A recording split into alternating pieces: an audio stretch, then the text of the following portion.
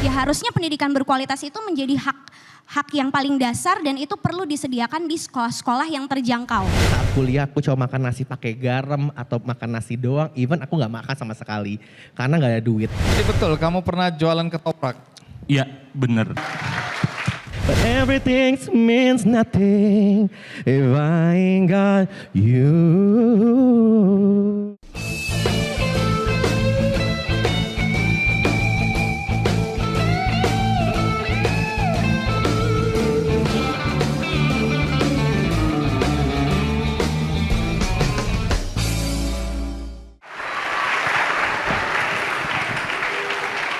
Kita muda. Kita muda. Luar biasa. Senang sekali bisa berada kembali di kampus Universitas Al-Azhar Indonesia dengan anak-anak muda calon penerus Indonesia yang lebih hebat. Jadi teman-teman, hari ini aku hendak mengundang anak-anak muda yang sudah sekolah tinggi-tinggi dengan segala perjuangan mereka, karena mereka ini datang dari keluarga yang sederhana, tetapi setelah mereka lulus di perguruan tinggi, mengenyam pendidikan yang luar biasa, tapi mereka terpanggil untuk memberikan kontribusi pada Indonesia tercinta. Mudah-mudahan kisah mereka akan menginspirasi teman-teman yang ada di sini untuk melakukan hal yang sama dengan cara yang tentu saja berbeda. Mari kita sambut yang pertama, yang paling cantik, Galis Sulistianingrat.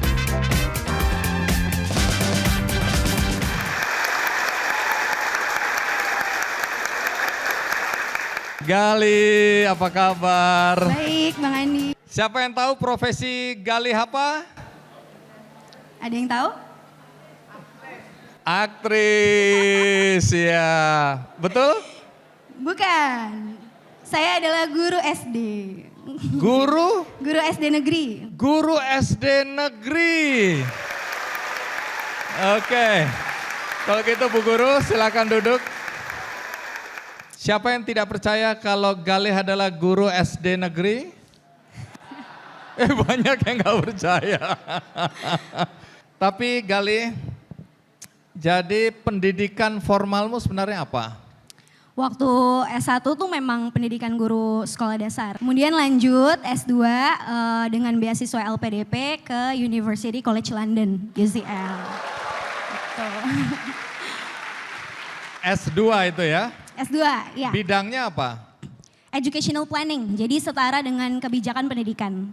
Baik, tentu banyak yang bertanya ya, ini S2-nya di Inggris, udah sekolah tinggi-tinggi. Iya.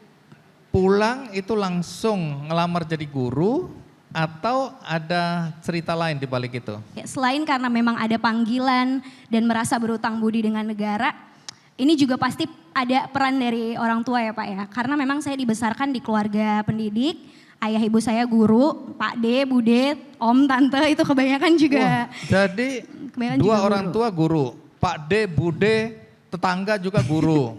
Kebanyakan ya, lingkarannya situ-situ aja. Oke. Cuma memang lucunya gini Pak, saya tuh udah jauh-jauh pun, ini mungkin cerita sedikit teman-teman, dulu waktu saya S2 di luar negeri tuh saya sebenarnya gak dapat dukungan secara moral oleh keluarga saya. Jadi saya diem-diem Pak waktu itu apply beasiswa ya, pas udah diterima baru. Kenapa ya? Karena stigmanya adalah ketika kuliah di jurusan pendidikan gitu ya, keguruan, ya end game-nya adalah langsung jadi guru. Jadi waktu saya pernah mengungkapkan keinginan saya buat kuliah di luar negeri itu saya justru direndahkan lah ya. Jadi dibilang buat apa sih mimpi tinggi-tinggi banget, namanya jadi lulusan pendidikan guru sekolah dasar PGSD itu ya udah di sekolah aja langsung. Jadi merasa cita-cita untuk kuliah di luar negeri itu adalah sesuatu yang tidak mungkin. Tapi waktu pas kemudian di sana selain ya mungkin karena ada dorongan orang tua, saya juga menyadari bahwa ujung tombak pendidikan kita itu sebenarnya guru. Jadi mau sebagus apapun kurikulumnya gitu ya atau ya kebijakannya, tapi kalau gurunya di kelas itu tidak memahami bagaimana mengimplementasikannya gitu ya, mewujudkan pendidikan kita yang harusnya selaras dengan cita-cita bangsa kita, maka ya itu semua akan sulit. Makanya selain jadi guru, akhirnya saya juga konten gitu. Apa yang saya masukkan ke konten itu mungkin berbeda dengan teman-teman guru lainnya yang konten juga, karena yang saya tunjukkan ke masyarakat adalah bagaimana seharusnya pendidikan luar kelas gitu ya. Saya bicara tentang jenis-jenis kekerasan, termasuk salah satunya kekerasan seksual dan sebagainya. Nah itu saya masukkan ke dalam konten gitu. Saya membayangkan seandainya waktu itu masih SD dan diajar bu guru seperti ini, kayaknya aku nggak mau lulus. Jadi ada konotasi bahwa jadi guru itu memang gajinya kecil. Kamu tetap mau jadi guru?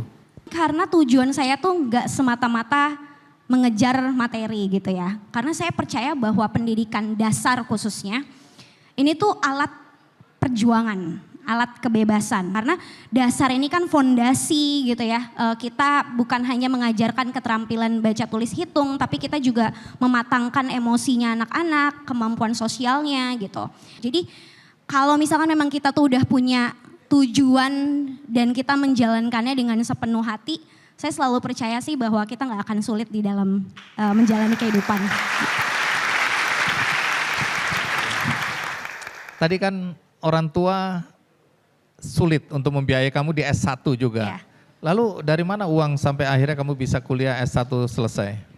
Jadi waktu pas S1 saya akhirnya kerja Bang Andi. Tapi kerjanya ini masih ada hubungannya sama pendidikan. Nah jadi kesempatan kerja saya inilah justru juga yang menjadi turning point dalam hidup saya. Dan karena waktu itu saya terpapar dengan kualitas pembelajaran yang ada di international schools, justru malah lucunya itu memantik saya mempertanyakan keadilan tentang kualitas pendidikan kita di Indonesia secara umum. Karena kita tahu bahwa salah satu hak asasi manusia gitu ya, apalagi hak anak adalah mendapatkan pendidikan. Tapi bukan pendidikannya seperti apa gitu ya. Apakah pendidikannya dia harus punya uang banyak dulu baru bisa mengakses pendidikan berkualitas gitu. Atau ya harusnya pendidikan berkualitas itu menjadi hak yang paling dasar dan itu perlu disediakan di sekolah-sekolah yang terjangkau. Khususnya adalah sekolah negeri. Jadi memang pada saat itu waktu saya melamar beasiswa LPDP, satu rencana studi saya adalah membawa STEM education ke sekolah-sekolah negeri yang bisa lebih terjangkau dan gratis. Tapi waktu itu sebagai NGO. Saya nggak nyadar bahwa ternyata Tuhan mengubah jalannya malah sebagai guru. Jadi langsung di dalam kelas gitu ya membawakan STEM education itu bahkan setiap hari gitu. Baik, jalan hidup seseorang ya. Ya. Dan tentu teman-teman yang ada di sini dan siapapun yang menonton acara ini akan bertanya-tanya juga, kalau S1-nya aja udah kesulitan biaya, kok bisa S2 bahkan sampai ke Inggris? Dari mana biayanya? Mungkin kalau nggak dapet beasiswa LPDP saya juga nggak mampu kuliah di luar negeri gitu ya. Jadi ya thanks to LPDP. Saya nggak percaya bahwa pendidikan itu mengubah dunia. Yang saya percaya pendidikan itu mengubah manusia.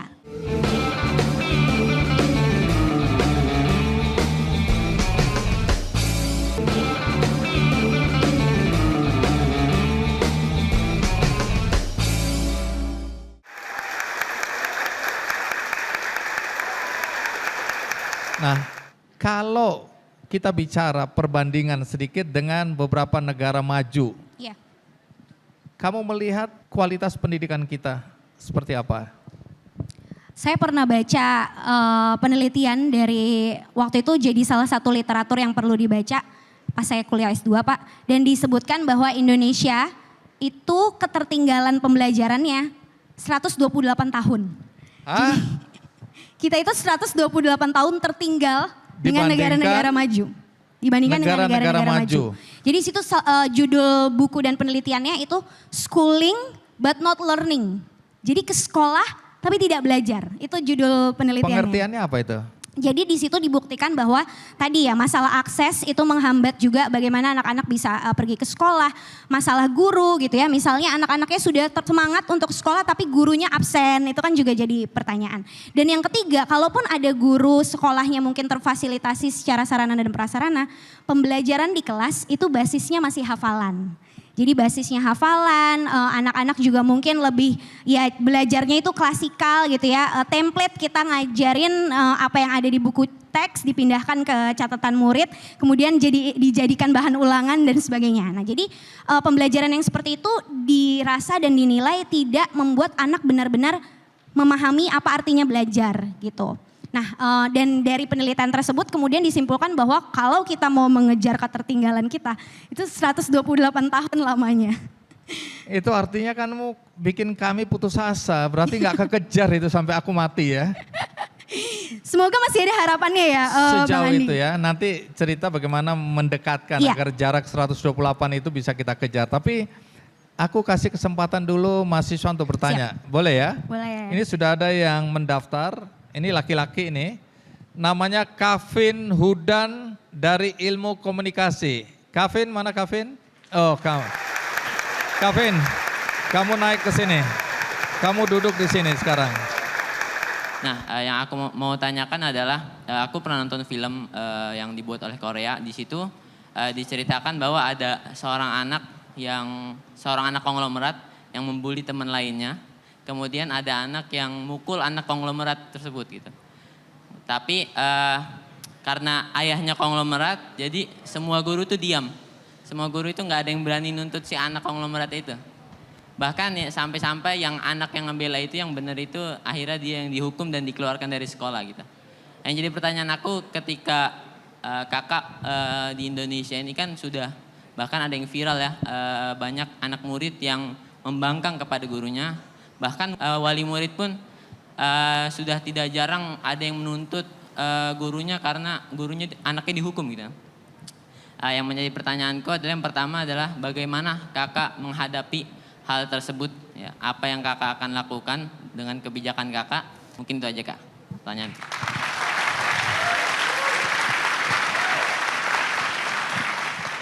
Pertanyaannya susah.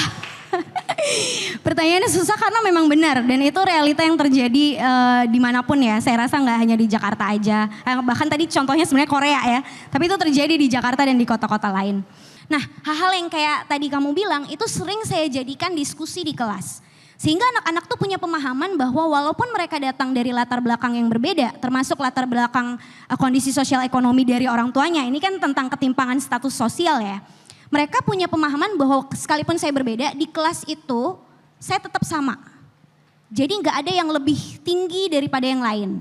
Nah karena hubungan sosial emosional saya dengan murid-murid saya ini sudah baik, satu sama lainnya juga sudah baik, saya merasa kalau tidak diberikan edukasi dan sosialisasi yang menyeluruh ke orang tuanya, maka akan sama saja. Jadi setiap hal-hal yang saya lakukan di kelas, termasuk misalnya membagi kelompok belajar. Banyak loh orang tua yang protes ke saya, kenapa anak saya sama kelompok ini? Ada kecenderungan orang tua untuk menginginkan anaknya tuh bersama dengan anak-anak yang setipe dalam tanda kutip. Tapi kemudian saya selalu tekankan ke orang tua murid bahwa sekolah itu adalah tempat anak-anak bersiap sebelum dia ada di komunitas dan di masyarakat.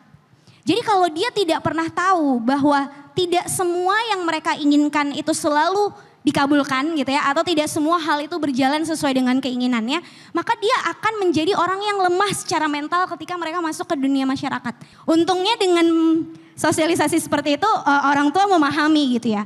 Dan kayaknya mungkin apa yang saya lakukan dengan mencoba untuk berkolaborasi dengan seluruh pihak gitu yang ada di sekolah, itu jadi satu hal yang bisa saya petik buahnya sekarang. Karena semuanya menerima dengan baik, tentunya ya dengan kita mau bersusah payah menjelaskan dan merendahkan hati untuk bisa saling menerima masukan, seperti itu. Baik, terima kasih Kavin. Kamu dapat buku judulnya cocok ini, karakter-karakter yang menentukan kesuksesan. Aduh, terima kasih Buat kamu Pak. ya. Terima kasih ya. Baik, ini calon Pak Guru. Jadi guru, kamu bahagia dengan profesi ini? Kalau dibilang bahagia terus enggak. Pasti ada hal-hal yang bikin saya juga frustasi gitu ya. Tapi kayaknya bahagia itu lebih mendominasi daripada hal-hal yang duka-dukanya sih Pak. Jadi kalau kamu punya kesempatan untuk berkontribusi pada dunia pendidikan di Indonesia, apa yang paling menjadi prioritas yang kamu ubah atau kamu perbaiki? Saya percaya harusnya sekolah itu berkolaborasi bukan hanya dengan orang tua tapi juga masyarakat gitu. Baik, terakhir ini sekaligus closing statement ya.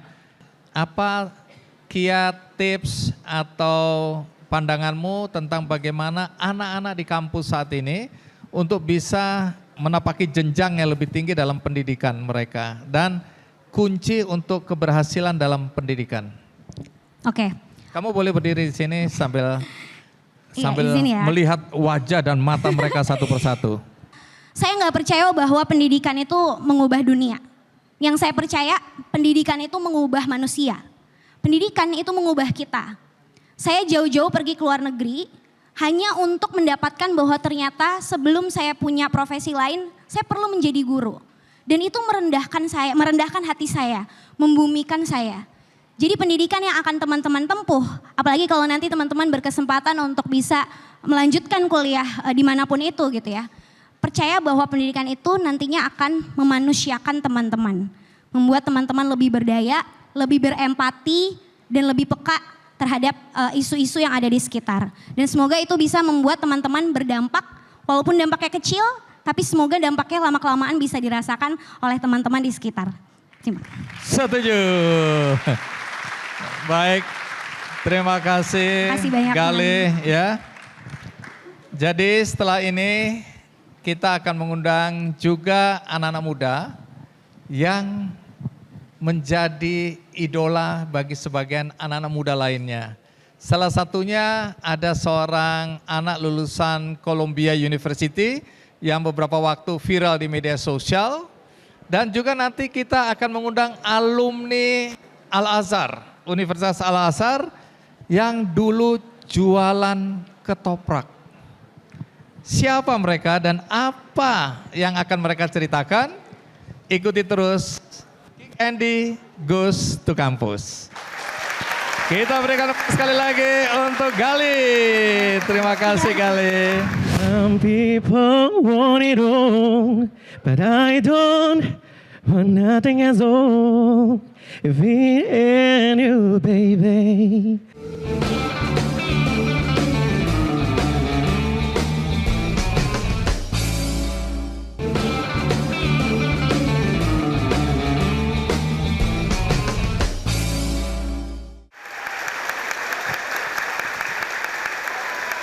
Tadi saya sempat bocorkan dikit tentang siapa anak muda yang menjadi tamu berikutnya.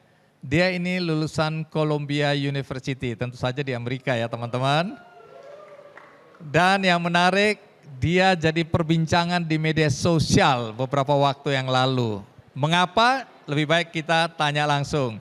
Mari kita sambut Deris Nagara.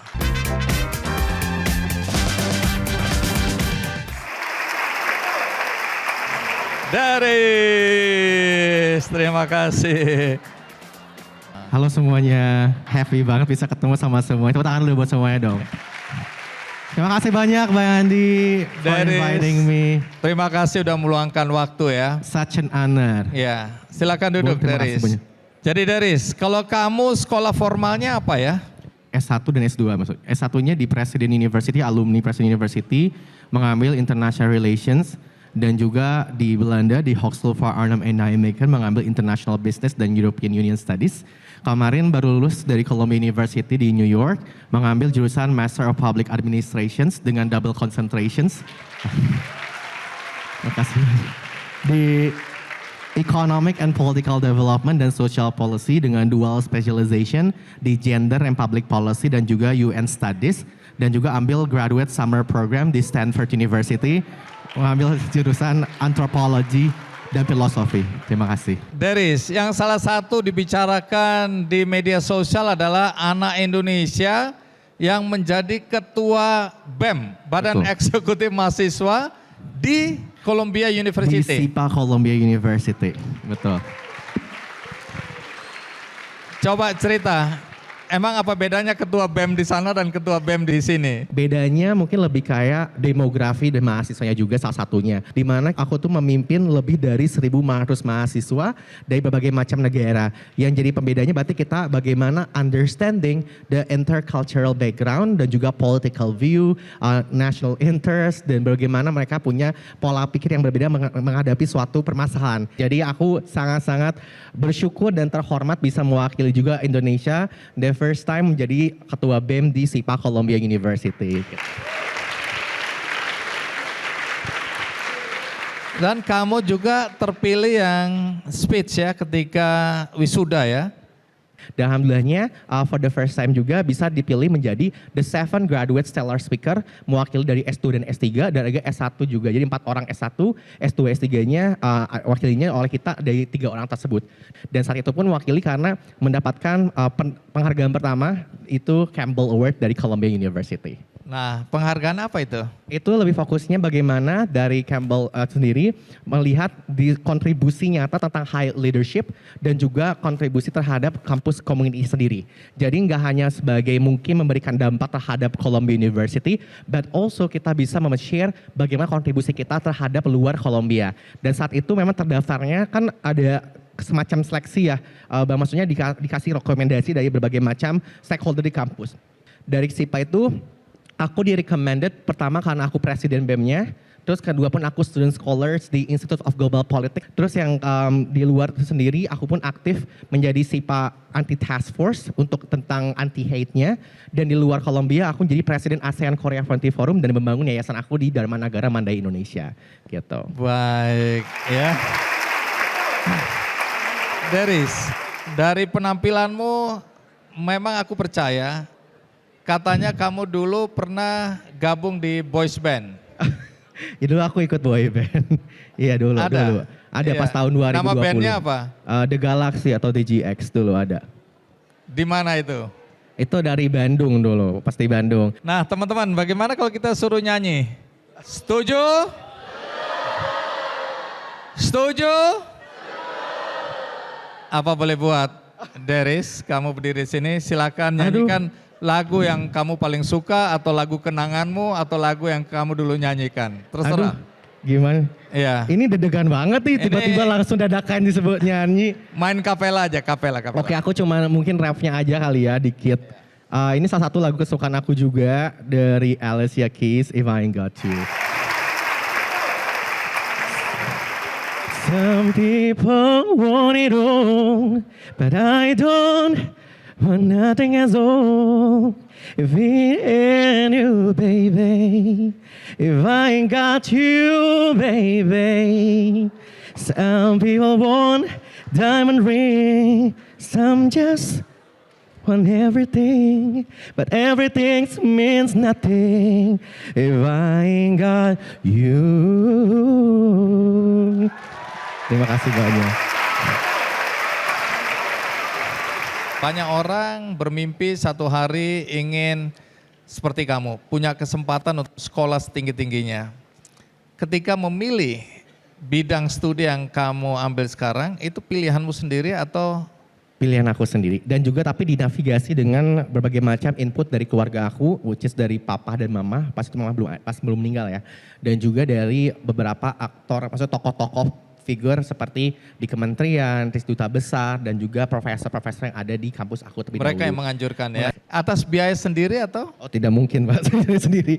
Tidak aku dari mungkin. LPDP, jadi aku dapat 2 beasiswa. Yang pertama dari Columbia University SIPA sebesar $60.000 dan juga dari LPDP langsung di Kemenkeu gitu, alhamdulillah. Tapi pas S1 pun dapat beasiswa dari presiden dan juga ada beasiswa dari kampus di Belanda. Cuman biaya hidup I was trying so hard untuk memahami semua difficulties dalam financial barrier. Tuh teman-teman ingat, peluang selalu ada. Satu hari aku yakin banyak di antara kalian yang hadir hari ini di atas, di luar sana dan yang nonton juga punya peluang ya untuk mendapatkan beasiswa, untuk mendapatkan biaya untuk mendapatkan pendidikan yang bagus. Iya betul, soalnya kan pasti banyak sekali tantangan ya Bang ya. Mungkin Tantangannya aku banyak. izin sharing dikit kali ya Bang ya. Dulu pas aku S1 pun itu mungkin masa terberat aku. Dulu aku korban juga yang tidak keterima di PTN. Jadi aku dulu pengen ngambil FK kedokteran tapi nggak masuk juga SNMPTN, SBMPTN dan SIMAK. Dan tapi ya alhamdulillah Allah ngasih jalan buat ngambil HI. Cuma saat itu memang keluarga udah nggak punya uang Bang. Jadi pas aku kuliah di Presiden University pun di mana ya udah aku harus mencari dana pribadi bagaimana caranya aku bisa hidup. Dimana aku pernah banget Bang saat kuliah aku cuma makan nasi pakai garam atau makan nasi doang, even aku nggak makan sama sekali karena nggak ada duit. Makanya aku cari part time sana sini untuk bisa hidup. Sampai pas ke Belanda itu pun aku benar-benar nyari uang lagi buat bisa ke Belanda. Tapi alhamdulillah Allah tuh pasti kasih jalan ketika kita memberikan suatu pemahaman yang husnuzon positif ke depannya gitu. Pas aku ke Belanda aku homeless Bang. Aku nggak punya cuma bawang 300 euro sekitar situ, nggak punya kerjaan, nggak punya rumah, tapi punya teman di sana. Aku nginep di lantai teman aku selama 2 minggu. Terus dengan tambahan kerja, dapat kerja beda kota, aku di Arnhem itu di Nijmegen. Jadi jaraknya itu hampir kurang lebih 55 km. And at that time, what surprisingly, aku pun dapat tempat tinggal kayak chimney gitu, kayak Cinderella room yang sangat kecil dengan semua jendela kecil tuh semua kayak salju air tuh meruluk gitu. Terus pas lagi kuliah ke sana, aku sambil kuliah sambil kerja, itu jaraknya 55 km.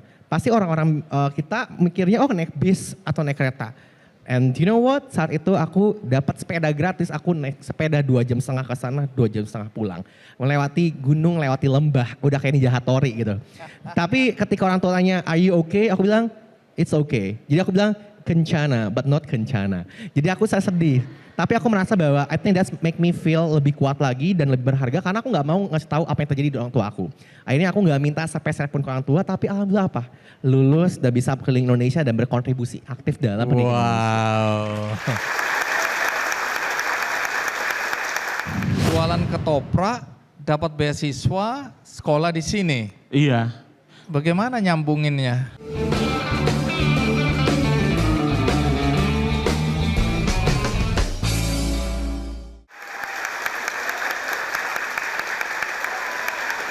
Sukses itu jangan dilihat sukses begitu mudah. Ada proses, ada perjuangan, ada tantangan, ada jatuh bangun dan seterusnya ya.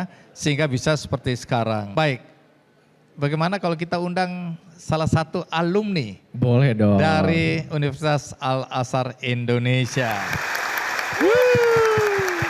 Mari kita sambut Andre Sutrisno.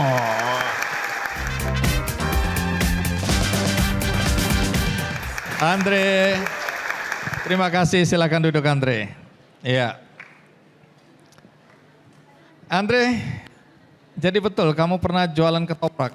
Iya, bener. Di mana itu? Di belakang kampus Universitas Al-Azhar Indonesia. Di belakang kampus ini? Iya. Iya, Om. Tahun berapa itu? Tahun 2011. Saya alumni Universitas Al-Azhar Indonesia, Fakultas Ilmu Hukum S1-nya. Dan S2-nya Magister Ilmu Hukum di universitas yang sama, di Al-Azhar juga. Oh, jadi S2-nya di sini juga? Dan di Universitas Paramadina mengambil hubungan internasional, Magister Hubungan Internasional, dan sekarang masih status mahasiswa di Universitas Diponegoro, Doktor Ilmu Hukum. Doktoral. Jadi ini sama-sama susah hidupnya ya. Kesamaan. Sama. Berjalan semua. Oke, kembali ke jualan ketoprak. Iya. Aku dengar itu juga untuk bayar utang orang tuamu ya? Iya, Bapak Ibu memang terlilit utang di tahun 2011 dan saya sebenarnya bisa memutuskan kalau saya egois Om. Jadi saya udah ngambil kuliah, nanti saya bekerja saja sambil nanti part time gitu saja di Jogja gitu. Tapi ternyata takdir menggiring saya ke Jakarta untuk jualan ketoprak. Terus saya ya udah deh 1 tahun nggak perlu kerja untuk bisa membantu orang tua saya saja. Jualan ketoprak, dapat beasiswa, sekolah di sini. Iya. Bagaimana nyambunginnya? 2011 saya dari Jogja karena hopeless juga nggak dapat pekerjaan.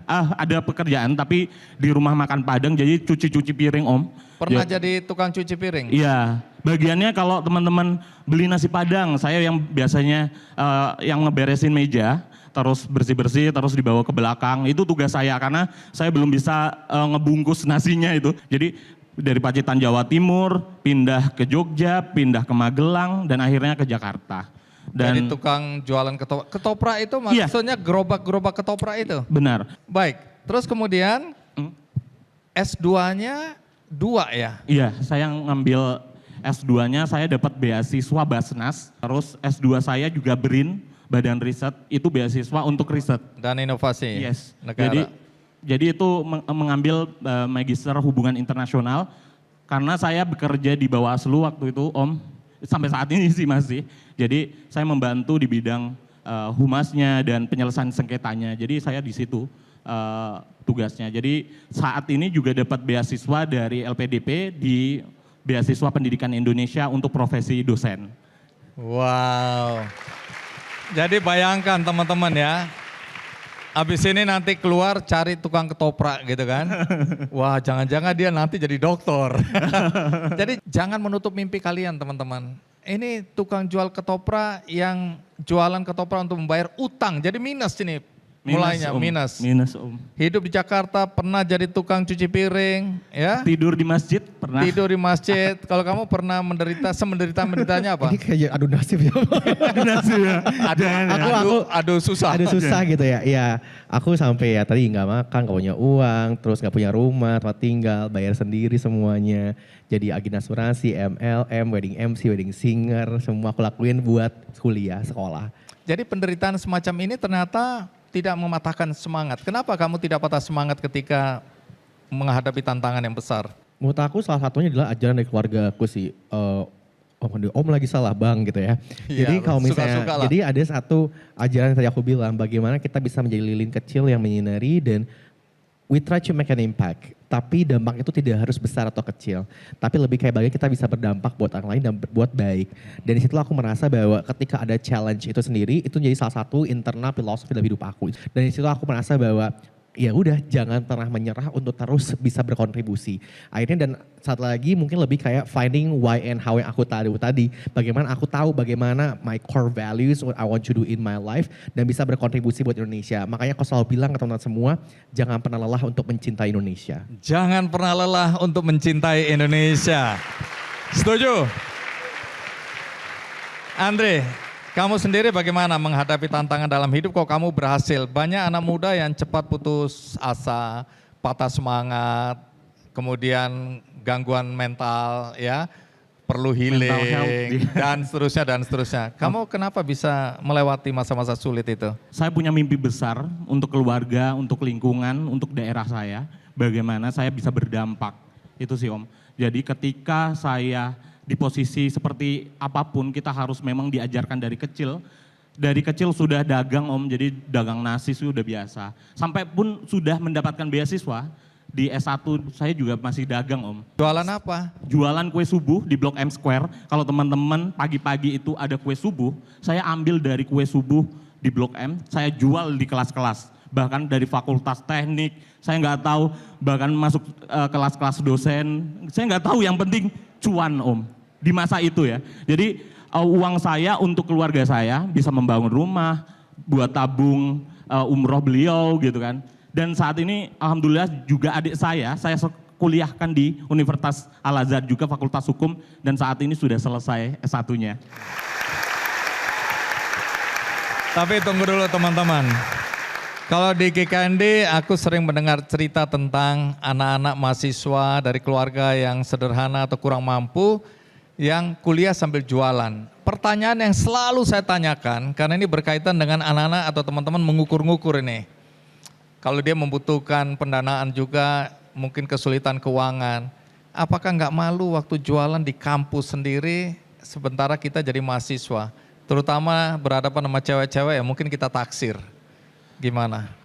Menurut saya ada value yang akan cocok menjadi mantu idaman Om. Ketika ya karena kan punya, iya kan. Jadi saya tidak malu karena prosesnya adalah halal yang pertama. Terus saya melatih komunikasi, saya berhubungan dengan banyak orang. Terus bisa kenal, membangun relasi pastinya. Terus yang pasti dapat income. Hal-hal yang teman-teman lihat mungkin itu tidak oke, itu oke loh untuk income kita. Jadi teman-teman jangan melihat covernya dulu, dalami isinya, dalami semuanya, gitu Om. Baik, luar biasa ya. Nih Pak Rektor jadi ikut bangga juga ya, Pak Rektor. Karena di wawancara kami di episode sebelumnya, saya juga bertanya-tanya apakah Universitas Al-Azhar ini elitis ya, hanya untuk anak-anak orang kaya saja. Ternyata kata Pak Rektor, oh tidak, justru kami by design menyisihkan 10% ya, bahkan sekarang udah lebih, dan mencarikan dana untuk anak-anak yang tidak mampu supaya mereka bisa juga mendapat akses untuk kuliah di tempat yang luar biasa ini. Jadi teman-teman bersyukur kalian saat ini berada di salah satu universitas terbaik di Indonesia ya. Saya mau kasih kesempatan untuk teman-teman bertanya, boleh ya?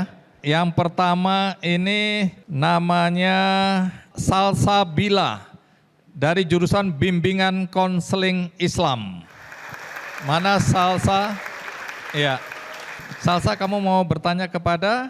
Kak Deris. Deri, oke. Tadi kan sempat dibahas kalau misalkan Kak Deris itu pernah menjadi anggota boy band. Banyak anak muda zaman sekarang itu pengen jadi artis atau penyanyi terkenal.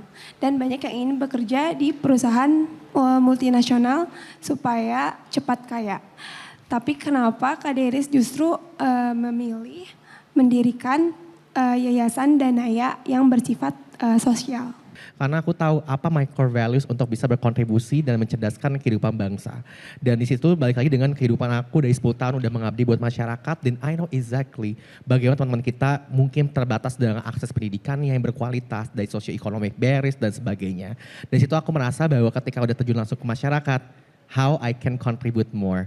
Terus di situ tambah lagi namanya pendidikan adalah proses namanya learning, di mana kita bisa understanding our self exploration dan tidak hanya melulu tentang ijazah atau kerja aja, tapi find the meaning behind it.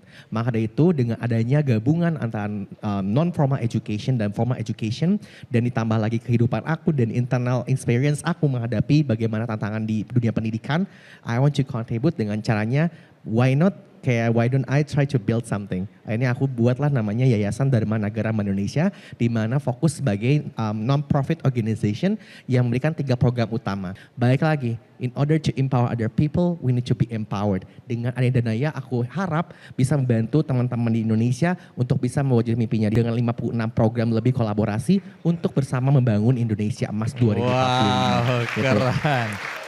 Terima kasih. Salsa dapat buku juga, silakan dikasih ke Salsa ya. Terima kasih Salsa. Nah, di ujung ini mungkin ada closing statement ya. Bisa dimulai dari Andri dulu. Apa yang dari pembicaraan tadi, apa yang menurut kamu paling penting untuk diingat, dicamkan atau menjadi semacam inspirasi bagi anak-anak yang hadir di sini maupun yang nonton di rumah ya. Habis itu kemudian nanti diikutin oleh Deris ya. Oke, silakan Andri, boleh berdiri. Teman-teman, saya merasa bangga hadir di tengah-tengah teman-teman semuanya untuk bisa menyampaikan ini.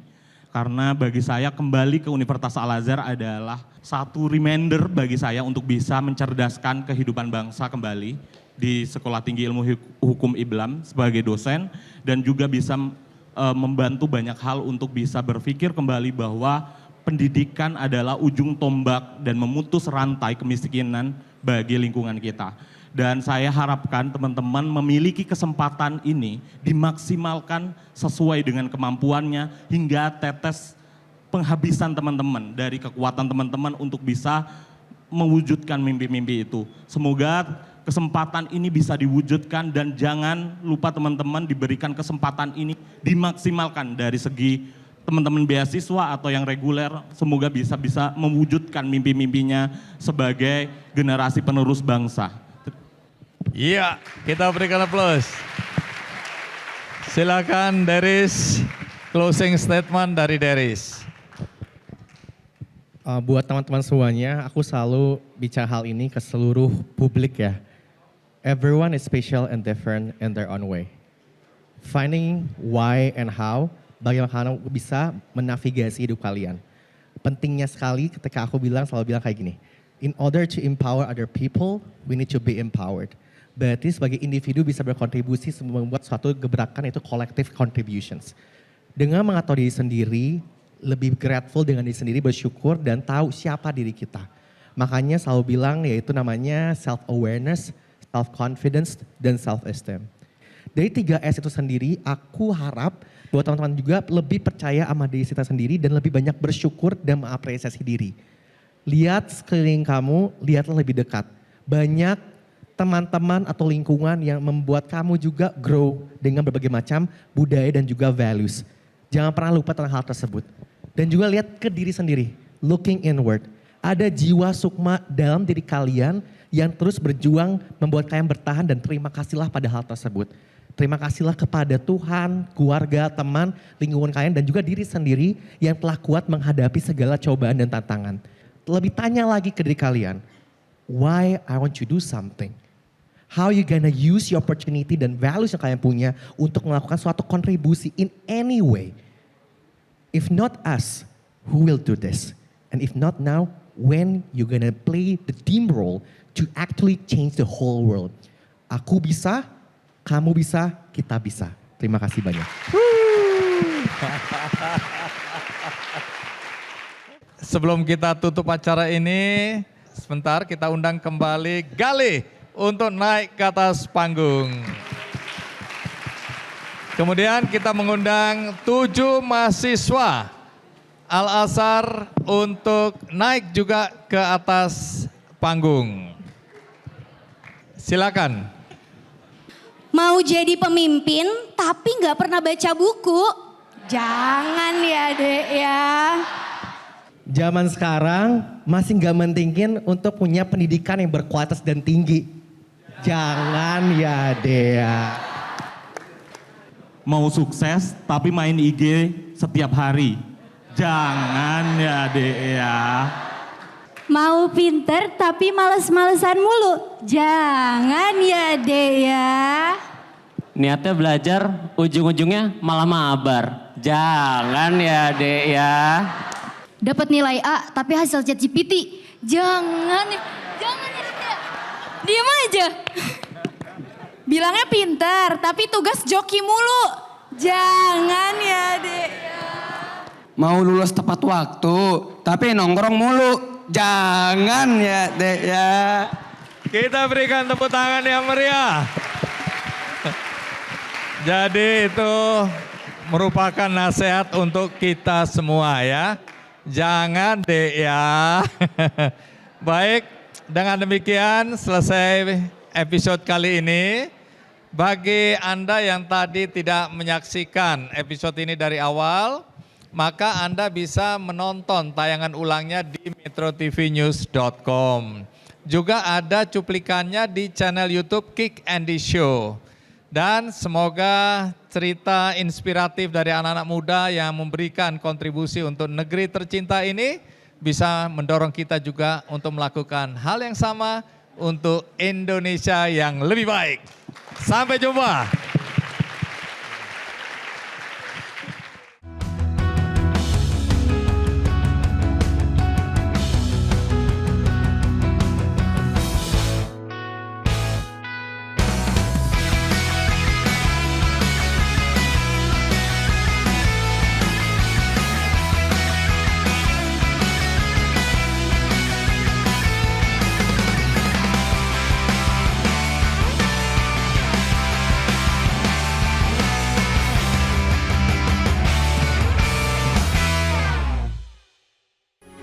Metro TV. Jelajahi cara baru mendapatkan informasi. Download Metro TV Extend sekarang.